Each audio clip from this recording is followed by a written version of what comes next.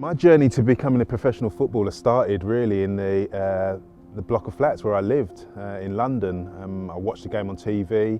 It was a cup final between Tottenham and Man City.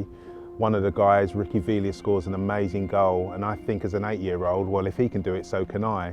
And at 18, I got offered a professional contract. So the dream, like I say, started at 8, and at 18, getting that pro contract was the moment that football started to make an impact in my life.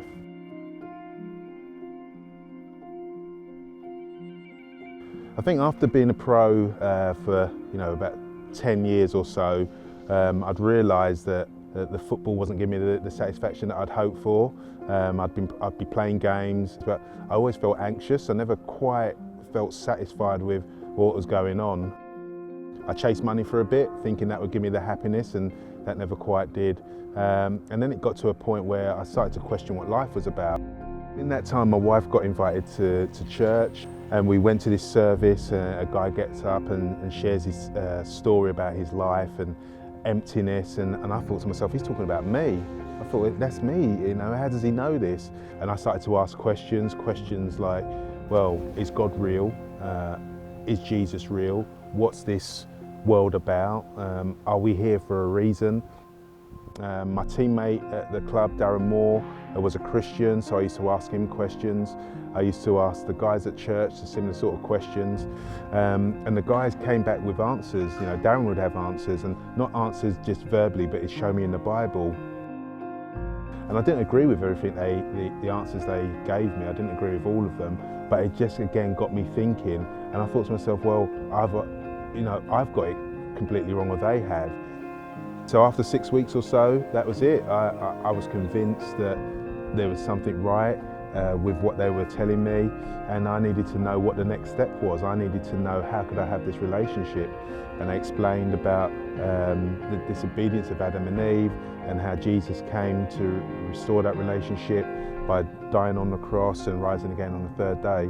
And I thought to myself, well, I can believe that. I don't know what else is going to happen after that, but I can believe that, to have this relationship.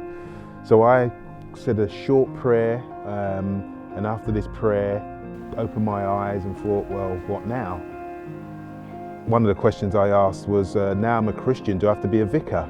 And the chaplain said, no, I don't think you do, Linvoy. He said, you've been given a gift to play football, and that's how you can glorify God.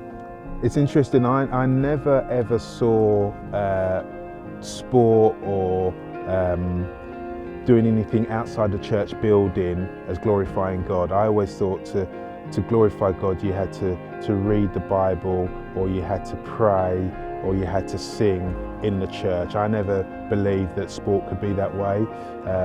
But then when I started to understand that God is in everything, He's in us and what we do, I thought the only thing I can do that will thank God for what He'd done for me was do my best in whatever arena I was in, and it all comes back to thank you. It was my way of saying thank you, God, and that's what took the pressure off. Whether we won a game, lost the game, or drew the game, I was able to say thank you, God, for that opportunity to be out there doing the thing that you created me to do.